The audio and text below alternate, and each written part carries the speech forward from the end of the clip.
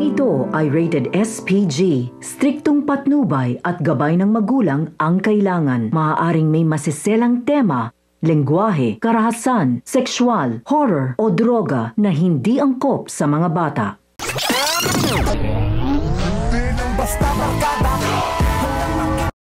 Lalong maiipit si Tanggol sa sitwasyon dahil sa pangalawang pagkakataon ay hindi siya mananalo laban kay Pablo. Kaya naman siya ang sisisihin ni Boss B dahil hindi umano nito ginalingan.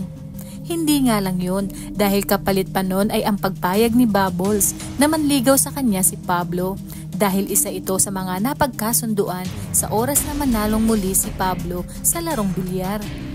Kung kaya't sinabi ni Boss B kay Tanggol na kinakailangan gumawa ito ng paraan para maibalik sa kanya ang bar, lalo pat 1 linggo lang ang ibinigay na palugit ni Pablo.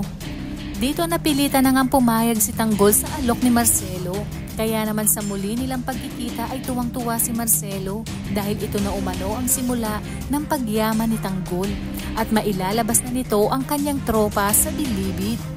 Isinama na nga ni Marcelo si Tanggol sa mansyon upang kitain at makausap na rin ang personal ni Senyor Pacundo.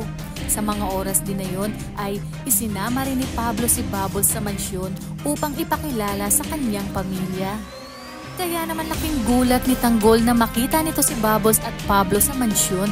Iginiit ni Marcelo na si Pablo ang apo ng kanilang boss na Senyor Pacundo.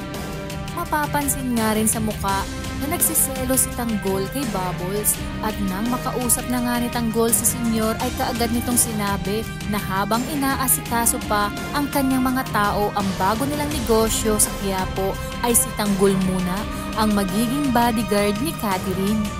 At nang nagkita na sina Tanggol at Catherine ay namangha si Tanggol dahil sa ganda ng dalaga. Ganon din si Catherine kay Tanggol. Lalo pa nang sinabi ni Marcelo na matapang, maabilidad at matalino umano itong si Tanggol kaya siguradong safe na safe si Catherine kay Tanggol. Dito nakaramdam rin ng selo si Bubbles ngunit hindi niya nga lang ipinahalata lalo pa nang nakita niyang nakangiti si Tanggol at Catherine sa isa't isa. Nako, humanda na si David dahil sa oras na makita siya ni Tanggol at mapag-alamang Jesus Nazareno ang pakilala nito ay tiyak mabubulilyaso ang mga plano ni David at Olga.